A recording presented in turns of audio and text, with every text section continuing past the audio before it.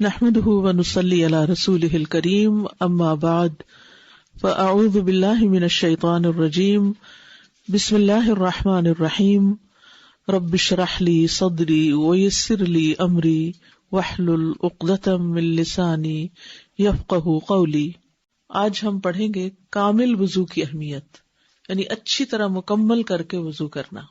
رسول اللہ صلی اللہ علیہ وسلم نے فرمایا، اچھی طرح وضو کرنا نصف ایمان ہے، الوضوء شطر الایمان، اور اچھی طرح وضو گناہوں کی معافی کا ذریعہ ہے۔ نبی صلی اللہ علیہ وسلم نے فرمایا، جب بھی کوئی شخص اپنا وضو اچھی طرح کرتا ہے اور خلوص کے ساتھ نماز پڑھتا ہے، اچھی طرح وضو کرتا ہے اور خلوص کے ساتھ نماز پڑھتا ہے، تو اس کے ایک نماز سے دوسری نماز کے پڑھنے تک کے گناہ معاف کر دیے جاتے ہیں۔ کیا فائدہ ہوتا ہے؟ یعنی اچھا وضو، خالص نماز، تو دو نمازوں کے بیچ کے گناہ معاف۔ پھر اسی طرح نبی صلی اللہ علیہ وسلم کا کامل وضو کا حکم دینا۔ ابن عباس کہتے ہیں کہ رسول اللہ صلی اللہ علیہ وسلم نے ہمیں اچھی طرح وضو کرنے کا حکم دیا ہے۔ ویسے تو ہر کام میں احسان ضروری ہے، لیکن وضو میں خاص طور پر نبی صلی اللہ علیہ وسلم نے فرمایا، کسی کی نماز اس وقت تک مکمل نہیں ہوتی جب تک وہ اپنا وضو اس طرح کامل طور پر نہ کرے جس طرح اللہ تعالیٰ نے اسے حکم دیا ہے، یعنی اپنا چہرہ دھوئے اور کوہنیوں تک اپنے دونوں بازو دھوئے، اپنا سر کا مسح کرے، ٹخنوں تک اپنے پاؤں دھوئے۔ ایک شخص جب نبی صلی اللہ علیہ وسلم کے پاس آیا اور وضو کیا اور ٹھیک سے وضو نہیں کیا، اور اس نے اپنے پاؤں پر ناخن بھر جگہ خشک چھوڑ دی اور آپ کو نظر آ گئی، تو رسول اللہ صلی اللہ علیہ وسلم نے اس سے فرمایا کہ واپس جاؤ اور اچھی طرح اپنا وضو کرو۔ یعنی اگر کوئی تھوڑی سی جگہ بھی خشک رہ گئی تو وضو نہیں ہوا۔ آپ نے سارا کچھ کر لیا لیکن آپ کی ایڑیاں خشک ہیں یا کسی اور حصے کے اوپر کچھ چنگم وغیرہ لگی ہوئی ہے، اور جب آپ آئے واپس وضو کر کے اس کو اتارا تو دیکھا کہ اس کے نیچے تو سکن ڈرائی ہے، تو اگر آپ کے اعضائے وضو گیلے ہیں تو اس جگہ کو گیلا کر لیجئے، وضو ہو جائے گا۔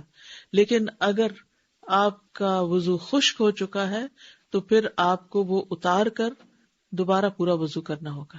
ٹھیک ہے۔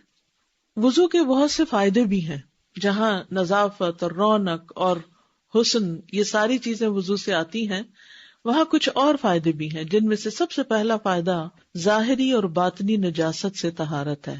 ظاہر و باطن نجاست سے طہارت۔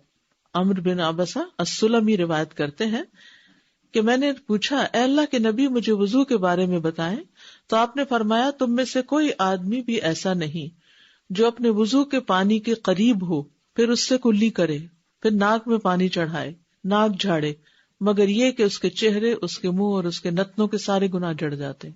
یعنی جس اس کو آپ دھو رہے ہیں وہاں سے کیے ہوئے گناہ جھڑ رہے ہیں۔ آنکھوں کے گناہ، ہاتھ پاؤں سے کیے ہوئے گناہ، یہ سارے کے سارے گناہ جو ہیں پانی کے آخری قطرے تک جسم سے خارج ہو جاتے ہیں اور انسان گناہوں سے پاک ہو کر نکلتا ہے۔ رسول اللہ صلی اللہ علیہ وسلم نے فرمایا، جو آدمی نماز کے ارادے سے وضو کرنے کے لیے اٹھا، یعنی نماز کا وقت ہو گیا، وضو کرنے جا رہے ہیں، اور وضو کرتے ہوئے پانی کو اس کی جگہ تک پہنچایا، یعنی پورے کا پورا دھویا۔ ابھی انشاءاللہ تفصیلی وضو میں آپ کو بتاؤں گی کہ پورے اعضاء دھونے کا مطلب کیا ہے، تو وہ ہر گناہ یا اپنی ہر خطا سے پاک ہو جائے گا۔ اور حقیقت ہے کہ جب انسان وضو کرتا ہے تو اس کے بعد اس کی کیفیت کیا ہوتی ہے؟ فریش ہوتے، جیسے بوجھ کے اتر گیا۔ اور ڈپریشن کا بھی بہترین علاج ہے۔ ڈپریشن کیا ہے؟ ایک بوجھ ہے جو انسان کے دل پہ پڑ جاتا ہے، اور جسم کے اوپر بھی انسان کو ایسے محسوس ہوتا ہے کہ کوئی چیز اس کے کندھوں پہ رکھ دی گئی ہے یا کوئی چیز سر پہ سوار ہو گئی ہے، اور انسان پھر اس کی وجہ سے کچھ کرنے کے قابل نہیں رہتا، حتیٰ کہ لائف کو کسی بھی طرح انجوائے نہیں کرتا۔ تو یہ وضو جو ہے پھر انسان کو ان چیزوں سے، ان کیفیات سے نجات دلاتی ہے۔ پھر گزشتہ گناہوں کی بھی معافی، یعنی بعض اوقات یہ ہوتا ہے کہ انسان کو پرانے کوئی گناہ یاد آ جاتے ہیں اور انسان ہلکان ہونے لگتا ہے ان کی وجہ سے۔ بعض اوقات انسان کے اوپر ایسی کیفیت آتی ہے کہ اس کو اچانک اپنا ماضی کا کوئی گناہ یاد آ جاتا ہے، کوئی کسی کے ساتھ کی ہوئی زیادتی، کسی کے ساتھ برتی ہوئی بد اخلاقی، یا انسان نے اللہ کے حق میں کوئی کمی کی ہو، کوئی انسان ایسا ہو جس میں زندگی میں بہت سی نمازیں چھوڑ دی ہوں، یا اور کوئی ایسے غلط کام کیے ہوں جو اس کو پتا ہی نہیں تھا یا تھوڑا بہت پتا تھا اور بعد میں اس کو علم ہوا، تو اس وقت انسان کے اندر ایک خوف کی لہر پیدا ہو جاتی. اس وقت شیطان آ کے انسان کو پکڑنے کی کوشش کرتا ہے اور وہ اس کو مایوس کرنے لگتا ہے کہ تمہاری معافی کوئی نہیں ہونی، پتہ نہیں اللہ نے معاف کیا بھی ہے کہ نہیں. یہ کبھی آپ پہ سوچ آئی؟ پتہ نہیں میرے گناہ معاف ہوں گے یا نہیں. یہ کیفیت آتی ہے انسان پر. تو کیا کرے؟ اٹھے، وضو کرے، یا جب نماز کا وقت آئے تو اٹھ کے وضو کرے، اور وضو کر کے پوری کوشش کے ساتھ ایسے 2 نفل پڑھے کہ جس میں یہ تو میں نہیں کہہ سکتی کہ خیال کوئی نہ آئے، کیونکہ دن میں ایک سٹڈی کے مطابق 60,000 خیال انسان کو آتے ہیں. بعض نے 70 اور 72 بھی، کچھ لوگ اور زیادہ سوچتے ہوں گے تو ان کے 72 تک چلے گئے، 72 تک، لیکن 60,000 تو ہر انسان کو خیالات آتے ہیں دن میں. اور یہ ایک نیچرل پروسیس ہے جب تک انسان کا دماغ کام کرتا ہے. تو پھر اس کا کچھ حصہ نماز میں، آپ دیکھیے ہماری ہر نماز میں کسی میں آدھا گھنٹہ لگ جاتا ہے، کسی میں 20 منٹ، 15 منٹ. تو یہ تو نہیں ہو سکتا کہ اس میں کوئی خیال نہ آئے، امپاسبل. لیکن یہ کہ انسان کی توجہ اللہ کی طرف رہے. اب مثلا اس وقت آپ کی توجہ میری طرف ہے، بات کی طرف ہے، لیکن پھر بھی آپ کے ذہن میں کوئی نہ کوئی خیال آ رہا ہوگا. تو وہ بیک گراؤنڈ پہ خیالات چلتے رہتے ہیں، وہ ان کو نہیں آپ روک سکتے. لیکن ایک چیز ہوتی ہے فوکس میں اور ایک ہوتی ہے بیک گراؤنڈ میں. اگر نماز میں فوکس میں اللہ سبحانہ وتعالیٰ کی ذات ہے یا اللہ کی طرف توجہ ہے اور بیک گراؤنڈ میں کچھ چل بھی رہا ہے، کوئی بات نہیں. لیکن اگر فوکس میں آپ کچھ اور سوچ رہے ہیں ایکٹیولی، اور پیچھے سے کوئی آپ کو یہ خیال ہے آپ نماز پڑھ رہے ہیں اور کوئی پتہ نہیں کیا کتنے پڑھی کتنی تھی، یہ خطرناک علامت ہے. تو بہرحال پوری توجہ سے جب انسان وہ نماز پڑھ لیتا ہے تو پھر کیا ہوتا ہے؟ پھر اس کے گناہ معاف ہو جاتے ہیں. ڈپریشن کے جتنے مریض ہیں نا، جو لوگ آپ کو سخت پریشان کریں، بار بار فون کر کے، میسج کر کے، میں ڈاؤن ہو رہی ہوں، فلاں ہو رہا، پہنچ جائیں اس کے سر پہ اور اسے اٹھائیں کہ چلو تم وضو کرو. کبھی بچے تنگ کرتے ہیں، اٹھو وضو کرو، اٹھو وضو کرو، اچھا سا وضو کرو، میں تمہیں طریقہ بتاتی ہوں، اور وضو کر کے 2 رکعت ایسی نماز پڑھو. اب دیکھیں کہ وہ جو اس کے اوپر ایک کیفیت ہوگی نا پریشانی اور بے چینی کی، وہ پوری طرح اگر ختم نہ بھی ہوئی تو اس میں بہت حد تک کمی آ جائے گی.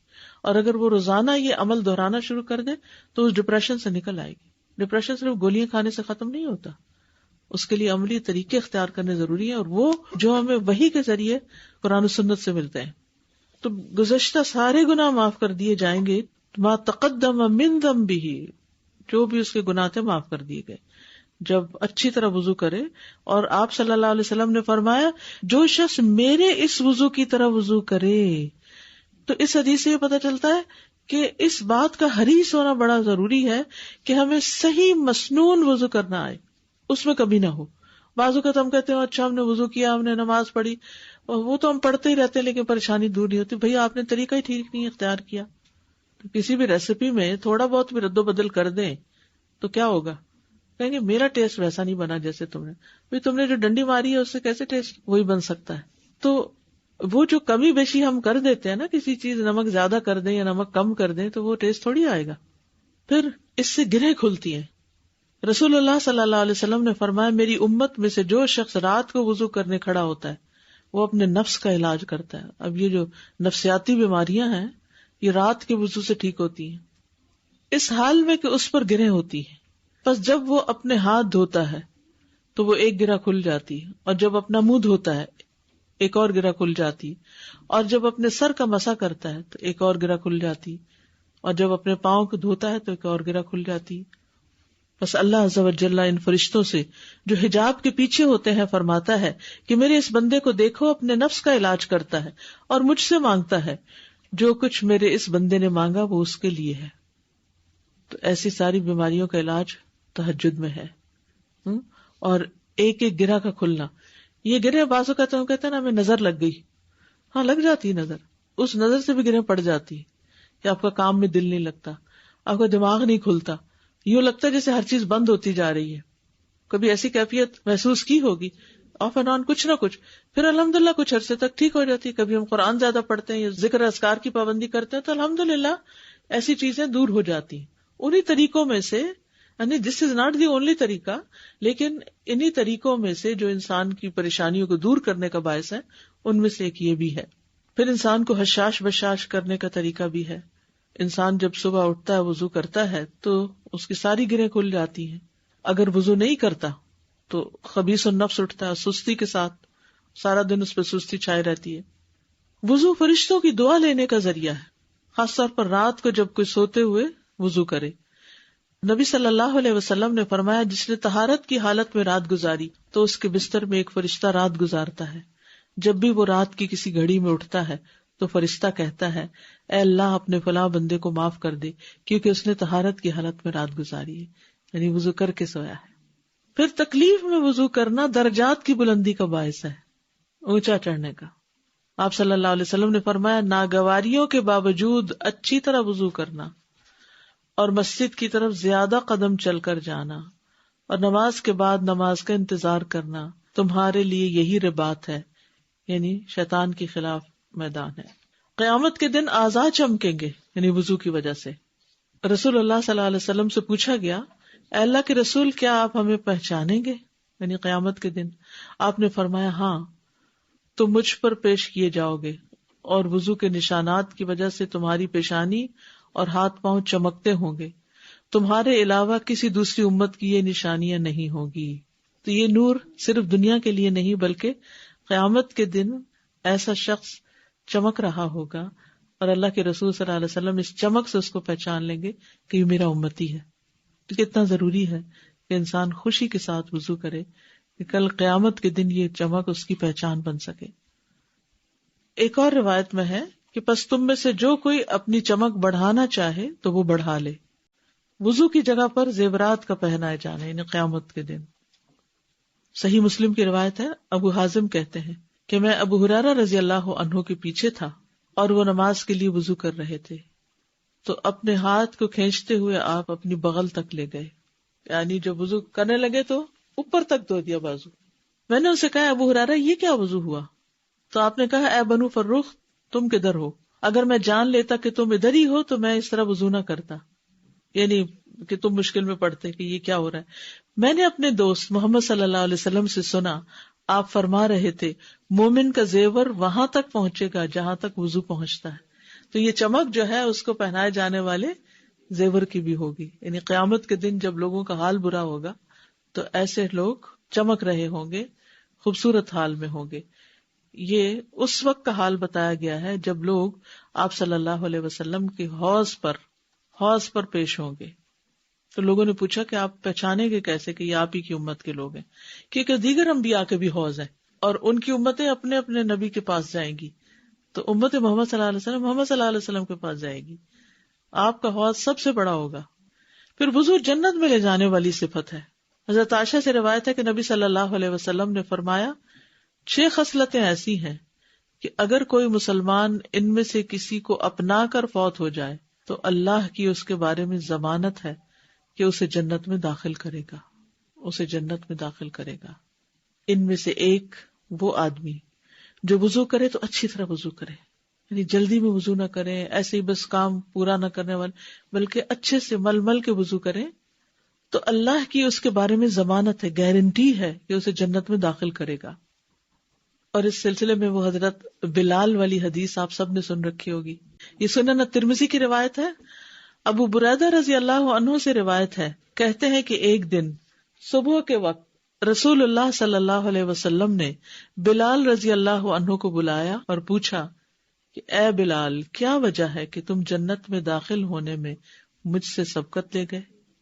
میں جب بھی جنت میں گیا تو اپنے سامنے تمہارے چلنے کی آہٹ محسوس کی. کل رات بھی جب میں جنت میں داخل ہوا تو اپنے آگے تمہارے چلنے کی آہٹ سنی. تو بلال رضی اللہ عنہ نے عرض کیا یا رسول اللہ میں جب بھی اذان دیتا ہوں 2 رکعت نماز پڑھتا ہوں. اور مقتدی جو ہیں جیسے آپ مسجد میں جاتے ہیں تو آپ نے دیکھا ہوگا کہ ظہر ہو عصر ہو مغرب ہو لوگ اذان کے فوراً بعد کیا کرتے ہیں 2 رکعت پڑھنا شروع کر دیتے ہیں. حضرت بلال بھی یہ کیا کرتے تھے، خود اذان دیتے تھے، خود پھر 2 رکعت پڑھتے تھے. اور جب بھی میں بے وضو ہو جاتا ہوں تو فوراً وضو کر لیتا ہوں اور سوچتا ہوں کہ اللہ کے لیے 2 رکعت نماز پڑھنا اس کا حق ہے، لہذا 2 رکعت ادا کرتا ہوں. تو رسول اللہ صلی اللہ علیہ وسلم نے فرمایا یہی 2 وجوہات ہیں، یعنی یہی باتیں ہیں. فقال رسول اللہ صلی اللہ علیہ وسلم بہما، انہی دونوں کی وجہ سے، یعنی ان 2 رکعتوں کی وجہ سے، باوضو رہنے کی وجہ سے. تو اس قدر فائدے ہیں وضو کے. السلام علیکم. وعلیکم. وضو کے اور یہ 2 رکعت کے بیچ میں کوئی بات نہیں کرنی کیا؟ ایسا کچھ منع نہیں کیا گیا، کیونکہ ہمارا دین بے جا پابندیاں نہیں لگاتا. اب ایک ماں ہے، وہ وضو کر کے باہر نکلی ہے تو بچہ کچھ مانگتا ہے اس سے، بچہ چھوٹا ہے، یا کوئی انسٹرکشن دینی ہوتی ہے، یا کوئی فون کال آ جاتی ہے، یا کوئی گھر میں آ گیا ہے، یا آپ مسجد میں ہی کھڑے ہیں، کوئی شخص آپ سے سوال یا مسئلہ پوچھ لیتا ہے، تو یہاں چپ کی کوئی شرط یا قید لگائی نہیں گئی. تو جو پابندی لگائی نہ گئی ہو وہ اپنے اوپر خود سے خود نہیں لگانی چاہیے. دادا میں رمضان کے عمرے پہ گئی ہوئی تھی تو ایک افریقہ کی عورت بیٹھی ہوئی تھی، اس کے پاس اتنا ہی، اس بوتل میں اتنا ہی پانی تھا، اور وہ جس طرح سے وہ وضو کر رہی تھی تو میں اس کو حیرت سے دیکھ رہی تھی کہ وہ اتنا لے کر مل مل کے ایسے ہاتھ وضو کر رہی تھی، کیونکہ ظاہر ہے وہاں پانی کم ہوتا ہے. ہم پانی زیادہ بہاتے ہیں اور ملتے کم ہیں، لیکن حیرت ہو رہی تھی اس کو دیکھ کر. ابھی آگے آ رہا ہے کتنا پانی ہونا چاہیے. اللہ ہمیں معاف کر دے. ہمیں استاذہ اگر کوئی غسل کر کے باہر آ گیا اور کوئی عضو بھول گیا ہے، مثال کے طور پر کانوں میں پانی ڈالنا بھول گیا ہے یا ناک میں پانی ڈالنا بھول گیا، غسل میں دوبارہ خود بخود پانی چلا جاتا ہے، کوئی ضرورت نہیں دوبارہ. جی خشک رہنے کی بات ہے. یہ جب گناہوں کے معافی کی بات ہو رہی ہوتی ہے تو یہ صغیرہ گناہ یا کبیرہ بھی؟ جی عمومی طور پر تو صغیرہ گناہوں کی بات ہے، کیونکہ کچھ گناہ ایسے ہیں کہ جن پہ حد ہوتی ہے، کچھ ایسے جن کا کفارہ ضروری ہوتا ہے، لیکن اللہ سبحانہ وتعالیٰ کے لیے کچھ بھی مشکل نہیں کہ وہ سارے گناہ معاف کر دی. اور پھر کبیرہ گناہوں سے معافی کا طریقہ کیا ہے؟ یعنی معافی مانگی جائے. تو ہم جب وضو کرتے ہیں تو اس کے بعد جو دعا مانگتے ہیں اس میں استغفرک و اتوب الیک جب کہتے ہیں تو معافی بھی ساتھ مانگ رہے ہوتے ہیں. امید ہے کہ وہ بھی معاف ہو جائیں گے. استاد یہاں پہ قیامت کے دن کی چمک کی بات کی جا رہی ہے، تو دنیا میں تو صاف ستھرا اور چمکنے کے لیے ہم بہت زیادہ مشقت کرتے ہیں اور اس کی طرف توجہ دیتے ہیں نا، کہ اور یہ تو اتنا آسان طریقہ ہے، مگر ہم کتنا اس کو اپنے اوپر سوچتے ہیں کہ مشکل دنیا ہے. میں چمکنے کے لیے کیا طریقہ اختیار کرتے ہیں؟ فیشل کیسے کرواتے ہیں؟ مل مل کے. اور کتنی دیر لگتی؟ 1 گھنٹہ تو ہوتا ہی ہے نا. اور سارے دن کے وضو کا وقت نکالے تو کتنا ہوگا؟ 1 گھنٹے سے کم ہے. یعنی اگر 5 نمازوں کے 5 وضو آپ کریں، ایک وضو میں آپ ٹائم نوٹ کر لیں، 5 منٹ سے زیادہ نہیں، 5 سے بھی کم لگتے ہیں. میں ہمیشہ رات کو وضو کر کے سوتی تھی، لیکن آج کل تھوڑے عرصے سے بھول جاتی ہوں. مجھے اتنا نیند کا پرابلم ہو گیا کہ مجھے اینزائٹی کی میڈیسنز لینی پڑی. تو میں اب سوچ رہی ہوں کہ میں دوبارہ اپنی وضو کی عادت کر لوں. دوبارہ وضو پہ آئے تو انشاءاللہ وہ میڈیسن چھوٹ جائیں گی. آپ نے جیسے بتایا کہ باوضو جو ہے جنت کی صفت ہے، جب پہلے سنا تو اس کے بعد سے کوشش کی اور حقیقت ہے، آزمایا ہے کہ ڈپریشن کا علاج ہے. بالکل. اور بہت زیادہ اسٹریس ریلیز کرتا ہے اور پریشانیوں کو دور کرتا ہے اور اپنا آپ بہت لائٹ فیل ہوتا ہے. بالکل. کیفیت ہی بدل جاتی ہے جب آپ وضو سے ہوتے ہیں، باوضو ہوتے ہیں، کیفیت ہی بدل جاتی. اس میں ایک اچھا وضو اور جلدی کا وضو کا بھی اس میں بہت فرق ہے کہ جب وہ اچھا ہے بہت بڑا فیکٹر ہے. یس، جب صحیح وضو کریں گے تو ہی اس کا ڈوز صحیح ہوگی تو صحیح فائدہ ہوگا. Some people think that if you do wudu, they lose their sleep or they may not be able to sleep. But in fact, ایسا نہیں ہوتا ہے. اگر وضو کرتے ہیں اور پھر نماز پڑھ کے سوتے ہیں تو اچھی نیند آتی ہے. یس. السلام علیکم ورحمۃ اللہ وبرکاتہ. یہ جو آپ نے فوکس ہونے کی بات کی تھی نماز میں اور پھر بیک گراؤنڈ کی جو بات کی تھی، اس کا پورا تعلق میرا ایکسپیرینس ہے کہ اچھے وضو سے ہے. اگر ہم پورا واقعی میں جیسا کہا گیا اچھا وضو کرتے ہیں نا، تو پھر واقعی میں فوکس اللہ سبحانہ تعالیٰ رہتے ہیں اور وہ جو چھوٹی موٹی جو شیطان کی چالیں ہوتے ہیں بہت پیچھے چلی جاتی ہیں. لیکن وضو اچھا نہیں ہوتا تو جو آپ نے کہا تھا نا کہ ساری بیکار باتیں آگے آتی ہیں اور اللہ سبحانہ تعالیٰ پیچھے چلے جاتے. تو جو کہا گیا نا کہ نماز جنت کی کنجی اور وضو جو ہے وہ نماز کی کنجی، یہ لگتا ہے. السلام علیکم ورحمۃ اللہ وبرکاتہ. وعلیکم السلام.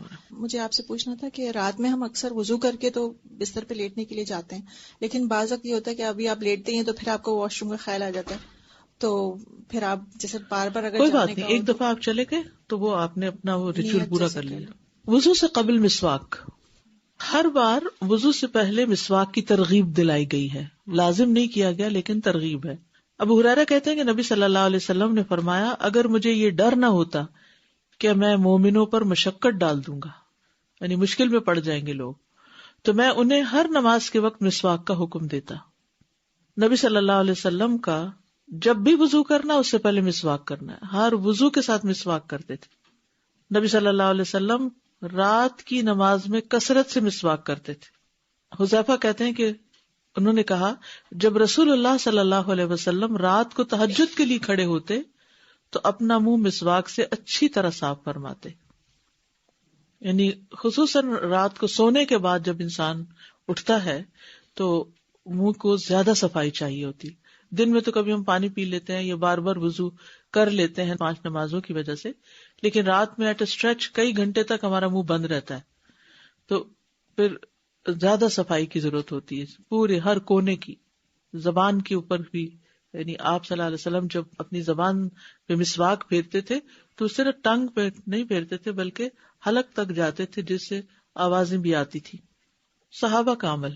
زید بن خالد جوہنی روایت کرتے ہیں کہ میں نے رسول اللہ صلی اللہ علیہ وسلم کو فرماتے ہوئے سنا، اگر میری امت کے لیے مشقت نہ ہوتی تو میں انہیں ہر نماز کے وقت مسواک کا حکم دیتا. ابو سلمہ کہتے ہیں پھر میں نے دیکھا کہ زید رضی اللہ عنہ مسجد میں بیٹھے ہوئے تھے اور مسواک ان کے کان پر رکھی ہوتی جیسے کسی کاتب کا قلم ان کے کان پہ ہوتا ہے. پہلے زمانے میں وہ لکھنے والے منشی وغیرہ جو تھے وہ یہاں اڑس لیتے تھے، پین ہولڈر کی ضرورت نہیں ہوتی تھی. اب آپ دیکھیے پین ہولڈر پینوں سے بھرے ہوئے ہوتے ہیں لیکن لکھنے والے لوگ کم ہو گئے، ٹائپ کرنے والے زیادہ ہو گئے ہیں. تو جب نماز کے لیے اٹھتے مسواک کر لیتے. مسواک رب کی رضا کا ذریعہ. ابو بکر صدیق رضی اللہ عنہ سے روایت ہے کہ نبی صلی اللہ علیہ وسلم نے فرمایا مسواک منہ کی طہارت اور رب کی رضامندی کا ذریعہ ہے. منہ کی صفائی مبالغے کی حد تک. نبی صلی اللہ علیہ وسلم نے فرمایا مجھے مسواک کے بارے میں اس قدر حکم دیا گیا ہے کہ میں اپنے دانتوں کے بارے میں ڈرنے لگا. یعنی اتنا زیادہ مسواک کا حکم دیا گیا کہ میں اپنے دانتوں کے بارے میں یعنی ہل نہ جائیں یا پھر بہت گھس نہ جائیں.